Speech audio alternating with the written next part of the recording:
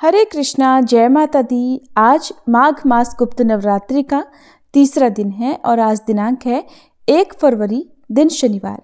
और आज तृतीया तिथि जो कि 31 जनवरी शुक्रवार को दोपहर 2 बजे से प्रारंभ हुई थी, आज 1 फरवरी शनिवार को सुबह 11:38 पर समाप्त होगी। इसके बाद में चतुर्थी तिथि प्रारंभ हो जाएगी। और माघ मास के शुक्ल पक्ष की तृतीया तिथि को महाविद्या माँ त्रिपुर सुंदरी की पूजा का विधान है। माँ त्रिपुर सुंदरी की पूजा के अलावा आज माँ भगवती के तीसरे स्वरूप माँ चंद्रघंटा की भी पूजा की जाती है। तो आज की इस वीडियो में आप सुनेंगे महाविद्या माँ त्रिपुर सुंदरी की संपूर्ण कथा, साथ ही वीडियो के लास्ट में सुनेंगे श्री दुर्गा कवच पाठ का हिंदी अनुवाद भी। अगर आपको जानकारी अच्छी लगे तो वीडियो को लाइक करके कमेंट बॉक्स में जय माता दी जरूर लिखिएगा। अगर कोई सच्चे मन से माँ त्रिपुर सुंदरी की पूजा करता है तो उसके जीवन की सभी समस्याएं दूर हो जाती हैं और ऐसे भक्त को सुख और समृद्धि की प्राप्ति होती है। शास्त्रों में माँ त्रिपुर सुंदरी को महाविद्याओं की तीसरी विद्या कहा गया है। ऐसा माना जाता है कि माँ त्रिपुर सुंदरी तीनों लोकों में सबसे सुंदर है। माँ त्रिपुर सुंदरी को षोडशी, ललिता और राजेश्वरी भी कहते हैं। शास्त्रों में माँ त्रिपुर सुंदरी को माँ पार्वती का प्रतिनिधित्व करने वाली देवी बताया गया है, इसलिए माँ त्रिपुर सुंदरी को तांत्रिक पार्वती भी कहा जाता है। माँ त्रिपुर सुंदरी 16 वर्ष की कन्या के रूप में दिखाई देती हैं। शास्त्रों में वर्णन मिलता है कि माँ त्रिपुर सुंदरी अर्थात माँ षोडशी का रंग सुनहरा लाल होता है। माँ दुर्गा के समस्त रूपों में से एक रूप जगत प्रसिद्ध देवी त्रिपुर सुंदरी का है। माँ त्रिपुर सुंदरी तीनों लोकों में सबसे सुंदर और सभी कर्मों का बहुत ही जल्दी फल प्रदान करने वाली देवी होती हैं। माँ त्रिपुर सुंदरी 16 कलाओं से युक्त 16 वर्ष की कन्या की तरह हजारों सूर्य का तेज अपने अंदर समाहित किए हुए हैं। माँ की पूजा करने से मनुष्य को सभी प्रकार के ऐश्वर्य और भोग की प्राप्ति के साथ ही मृत्यु के पश्चात मोक्ष की भी प्राप्ति होती है। माँ षोडशी को यौवन और आकर्षण की देवी माना जाता है। इनका पूजन करने से आकर्षण और सौंदर्यता की प्राप्ति होती है। अगर किसी के दाम्पत्य जीवन में हमेशा कलह होता हो और अगर आपका कोई प्रिय आपसे नाराज हो गया हो, समाज में मान सम्मान पद प्राप्त करने के लिए या फिर किसी व्यक्ति को सम्मोहित करने के लिए माँ षोडशी की पूजा की जाती है। इनकी उपासना करने से भोग और मोक्ष की प्राप्ति होती है। माँ की 4 भुजाएं हैं। ये अपनी भुजाओं में पाश, अंकुश, धनुष और बाण धारण करती हैं। श्रद्धा पूर्वक माँ की पूजा करने से मनुष्य को सुख, शांति और समृद्धि के साथ मुक्ति भी मिलती है। अगर कोई व्यक्ति सच्चे मन से माँ त्रिपुर सुंदरी की पूजा करता है तो वो आसानी से अपने शरीर, मन और भावनाओं को नियंत्रित कर सकता है। माँ षोडशी की पूजा करने से पारिवारिक सुख और अनुकूल जीवन साथी भी प्राप्त होता है। इसलिए गुप्त नवरात्रि में मुख्य रूप से माँ षोडशी की पूजा करने का नियम है। माँ की पूजा करने के लिए सूर्यास्त से पहले स्नान करने के बाद सफ़ेद रंग के वस्त्र धारण करें। सफ़ेद ना हो तो हल्के रंग के वस्त्र धारण करके भी पूजा कर सकते हैं। अब एक लकड़ी की चौकी पर गंगा जल छिड़ककर उसे शुद्ध कर लें। उत्तर दिशा की ओर मुंह करके बैठें। चौकी पर सफ़ेद या गुलाबी रंग का वस्त्र बिछाकर माँ की तस्वीर की स्थापना करें। अगर आपके पास माँ षोडशी की माँ त्रिपुर सुंदरी की तस्वीर या प्रतिमा नहीं है तो आप श्री यंत्र की भी स्थापना कर सकते हैं। इसके बाद माँ को कुमकुम लगाएं, उन्हें अक्षत, पुष्प, फल, फूल अर्पित करें। माँ षोडशी को दूध से बना प्रसाद या खीर चढ़ाना शुभ माना जाता है। ये सभी सामग्री अर्पित करने के बाद सच्चे मन से विधि विधान से मंत्रों का जाप करके माँ की पूजा करनी चाहिए। ओम ऐं ह्रीं श्रीं त्रिपुर सुंदरिये नमः, इस मंत्र का 108 जाप करना चाहिए। हाथ में पुष्प लेकर कथा पढ़नी चाहिए। कथा पढ़ने के बाद माँ षोडशी की आरती करें। सफ़ेद रंग की मिठाई या खीर से माँ को भोग लगाएं। पूजा करने के बाद सबसे अंत में पूजा में हुई किसी भी गलती के लिए माँ से क्षमा प्रार्थना करें। पूजा करने के बाद जो प्रसाद है उसे 9 साल से छोटी कन्याओं को प्रसाद रूप में बांट देना चाहिए। गुप्त रूप से ही ये प्रसाद आपको बांटना है। यदि ऐसा करना संभव ना हो, छोटी कन्या आपको नहीं मिल रही हो, किसी एक कन्या को भी आप खिला सकते हैं। परिवार में यदि कोई कन्या छोटी है तो आप उन्हें ये प्रसाद दे सकते हैं। अगर ऐसा भी संभव ना हो तो आप इस प्रसाद को गौ माता को खिला सकते हैं। पौराणिक कथा के अनुसार जब भगवान शिव ने क्रोध के कारण कामदेव को अपना तीसरा नेत्र खोलकर भस्म कर दिया था, उस समय भगवान शिव के गणों ने उस भस्म को समेटकर उसे गीला करके एक सुंदर पुतला बनाया और भगवान शिव से कहा कि हे प्रभु, इस पुतले में प्राण प्रतिष्ठा कर दीजिए। जिसके बाद भगवान शिव ने उस पुतले में प्राण प्रतिष्ठा कर दी, लेकिन वह भस्म से उत्पन्न होने के कारण उससे जो पुरुष उत्पन्न हुआ उसमें तमोगुण की अधिकता थी, जिसके बाद वह तीनों लोकों में हाहाकार मचाने लगा। उसने देवराज इंद्र के ही समान दूसरे स्वर्ग का निर्माण किया और फिर स्वर्गलोक पर भी आक्रमण कर दिया। जिसके बाद देवराज इंद्र देवर्षि नारद के पास गए।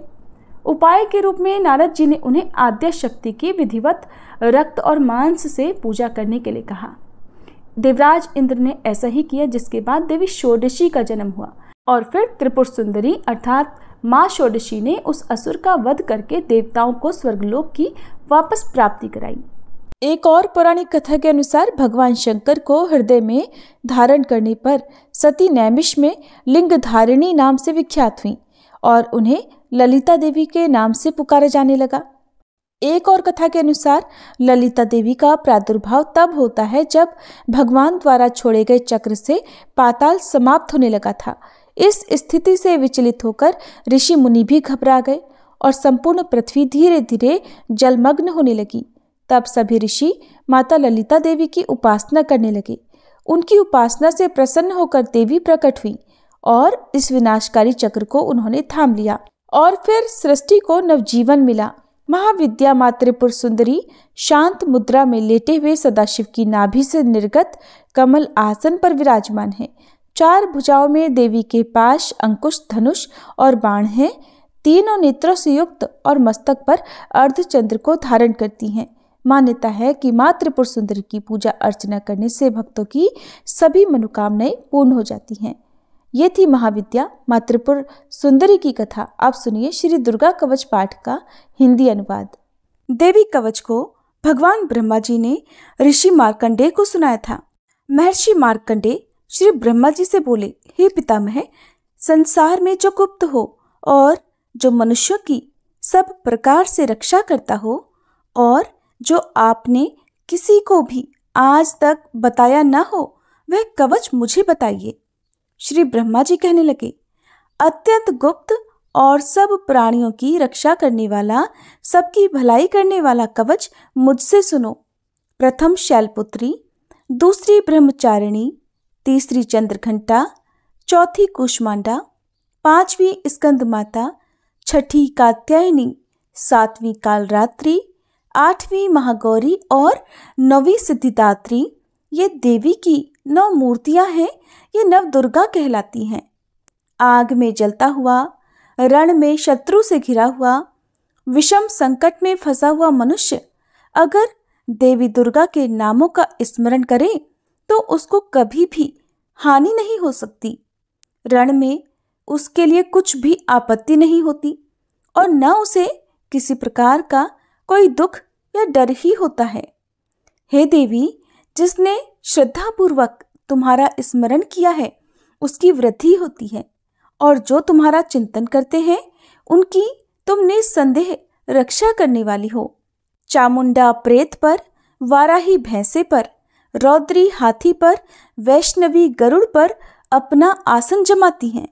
माहेश्वरी बैल पर, कौमारी मोर पर और हाथ में कमल लिए हुए विष्णु प्रिया लक्ष्मी जी कमल के आसन पर विराजती हैं। बैल पर बैठी हुई ईश्वरी देवी ने श्वेत रूप धारण कर रखा है और सब प्रकार के आभूषणों से विभूषित ब्राह्मी देवी हंस पर बैठती हैं और इस प्रकार ये सब देवियां सब प्रकार के योगों से युक्त और अनेक प्रकार के रत्न धारण किए हुए हैं। भक्तों की रक्षा के लिए संपूर्ण देवियां रथ में बैठी और क्रोध में भरी हुई दिखाई देती हैं तथा चक्र, गदा, शक्ति, हल, मूसल, खेटक और तोमर, परशु तथा पाश, भाला और त्रिशूल और उत्तम शारंग आदि शस्त्रों को दैत्यों के नाश के लिए और भक्तों की रक्षा करने के लिए, देवताओं के कल्याण के लिए धारण किए हुए हैं। हे महारौद्रे, अत्यंत घोर पराक्रम, महान बल और महान उत्साह वाली देवी, आपको मैं नमस्कार करता हूँ। हे देवी, आपका दर्शन दुर्लभ है और आप शत्रुओं के भय को बढ़ाने वाली हैं। हे जगदम्बिके, मेरी रक्षा करो। पूर्व दिशा में ऐन्द्री शक्ति मेरी रक्षा करे, अग्निकोण में अग्निशक्ति, दक्षिण दिशा में वाराही देवी और नैऋत्य कोण में खड्गधारिणी देवी मेरी रक्षा करे। पश्चिम दिशा में वारुणी, वायु कोण में मृगवाहिनी, उत्तर दिशा में कौमारी और ईशान कोण में शूलधारिणी देवी मेरी रक्षा करें। ब्रह्माणी ऊपर की ओर से मेरी रक्षा करें और वैष्णवी देवी नीचे की ओर मेरी रक्षा करें। और इसी प्रकार शव पर बैठी चामुंडा देवी दसों दिशाओं में मेरी रक्षा करें। जया देवी आगे, विजया पीछे की ओर, अजिता बाईं ओर, अपराजिता दाहिनी ओर मेरी रक्षा करे। उद्योतिनी देवी शिखा की रक्षा करे तथा उमा मेरे मस्तक पर विराजमान होकर मेरी रक्षा करे। इसी प्रकार ललाट की मालाधरी देवी रक्षा करे और यशस्विनी देवी मेरी भौहों की रक्षा करे। भौहों के मध्य भाग में त्रिनेत्रा, नथुनों की यमघंटा देवी रक्षा करे। नेत्रों के मध्य में शंखिनी देवी और द्वारवासिनी देवी कानों की रक्षा करे। कपोलों की कालिका देवी और कानों के मूल भाग की भगवती शांकरी रक्षा करे। सुगंधा नासिका में और चर्चिका ऊपर के ओंठ में, अमृतकला नीचे के ओंठ की सरस्वती देवी जीभ की रक्षा करे। कुमारी देवी दांतों की और चंडिका कंठ प्रदेश की रक्षा करें। चित्रघंटा गले की घाटी की और महामाया तालु की रक्षा करें। कामाक्षी देवी ठोड़ी की और सर्वमंगला मेरी वाणी की रक्षा करें। भद्रकाली गर्दन की और धनुर्धरी पीठ के मेरुदंड की रक्षा करें। कंठ के बाहरी भाग की नीलग्रीवा और कंठ की नली की नलकुबरी रक्षा करें। दोनों कंधों की खड्गिनी और वज्रधारिणी मेरी दोनों बाहों की रक्षा करें। दोनों हाथों की दंडनी और उंगलियों की रक्षा अंबिका देवी करें। शूलेश्वरी देवी संपूर्ण नखों की, कुलेश्वरी देवी मेरी कुक्षी की रक्षा करे। महादेवी दोनों स्तनों की और शोक विनाशिनी देवी मेरे मन की रक्षा करे। ललिता देवी हृदय की और शूलधारिणी उदर की रक्षा करे। कामिनी देवी नाभि की, गुह्येश्वरी गुह्य भाग की, पूतना और कामिका लिंग की और महिषवाहिनी गुदा की रक्षा करे। संपूर्ण कामनाओं को पूर्ण करने वाली महाबला देवी दोनों जंघाओं की रक्षा करे। विंध्यावासिनी दोनों घुटनों की और तेजसी देवी दोनों पांवों के पृष्ठभाग की, श्रीधरी पांवों की उंगलियों की, तलवासिनी तालुओं की, दृष्टा कराली देवी नखों की, ऊर्ध्व केशिनी केशों की, बागेश्वरी वाणी की रक्षा करे।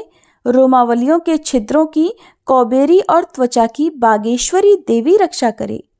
पार्वती देवी रक्त, मज्जा, वसा, मांस, हड्डी की रक्षा करे। आंतों की कालरात्रि देवी, पित्त की मुकुटेश्वरी देवी, पद्मावती कमलकोश की चूड़ामणि कफ की रक्षा करे। ज्वालामुखी नसों के जल की रक्षा करे। अभेद्या देवी शरीर के सब जोड़ों की रक्षा करे।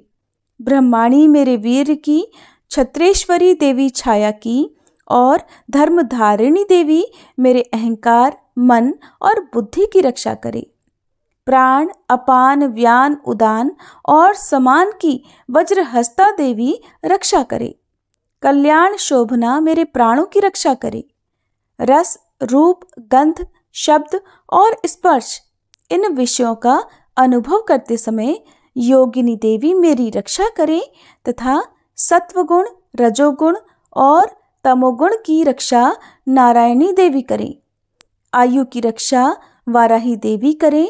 वैष्णवी धर्म की तथा चक्रिणी देवी मेरे यश, कीर्ति, लक्ष्मी, धन और विद्या की रक्षा करे। इंद्राणी मेरे शरीर की रक्षा करे और हे चंडिके, आप मेरे पशुओं की रक्षा करिए। महालक्ष्मी मेरे पुत्रों की रक्षा करे और भैरवी मेरी पत्नी की रक्षा करें। राजा के दरबार में महालक्ष्मी तथा सब ओर व्याप्त रहने वाली विजया देवी चारों ओर से मेरी रक्षा करे। जो स्थान रक्षा से रहित हो और कवच में रह गया हो, उसकी पापों का नाश करने वाली जयंती देवी रक्षा करे। अपना शुभ चाहने वाले मनुष्यों को बिना कवच के एक पल भी कहीं नहीं जाना चाहिए, क्योंकि कवच रखने वाला मनुष्य जहां जहां भी जाता है वहां वहां उसे अवश्य धन लाभ होता है और वह सफलता प्राप्त करता है। वह जिस अभीष्ट वस्तु की इच्छा करता है वह उसको इसी कवच के प्रभाव से अवश्य मिलती है और वह इसी संसार में महा ऐश्वर्य को प्राप्त होता है। कवचधारी मनुष्य निर्भय होता है और वह तीनों लोकों में माननीय होता है। देवी का यह कवच देवताओं के लिए भी अत्यंत दुर्लभ है। जो प्रतिदिन नियम पूर्वक तीनों संध्याओं के समय श्रद्धा के साथ इसका पाठ करता है, उसे देव शक्ति प्राप्त होती है। वह तीनों लोकों को जीत सकता है और अकाल मृत्यु से रहित होकर 100 वर्षों तक जीवित रहता है। उसकी लूता, चर्मरोग, विस्फोटक आदि समस्त व्याधियां समूल नष्ट हो जाती हैं और स्थावर, जंगम तथा कृत्रिम विष दूर होकर उनका कोई असर नहीं होता और समस्त अभिचारक प्रयोग और इस तरह के जितने यंत्र मंत्र इत्यादि होते हैं इस कवच के हृदय में धारण करने पर नष्ट हो जाते हैं। इसके अलावा पृथ्वी पर विचरने वाले भूचर, नभचर, जलचर प्राणी उपदेश मात्र से सिद्ध होने वाले निम्न कोटि के देवता, अपने जन्म से साथ प्रकट होने वाले देवता, कुल देवता, माला आदि डाकिनी, शाकिनी, अंतरिक्ष में विचरने वाली अत्यंत बलवती भयानक डाकिनियां, ग्रह, भूत, पिशाच, यक्ष, गंधर्व, राक्षस, ब्रह्म राक्षस, बेताल, कुष्मांड और भैरव आदि अनिष्टकारक देवता भी उस मनुष्य को जिसने कि अपने हृदय में यह कवच धारण किया हुआ है देखते ही भाग जाते हैं।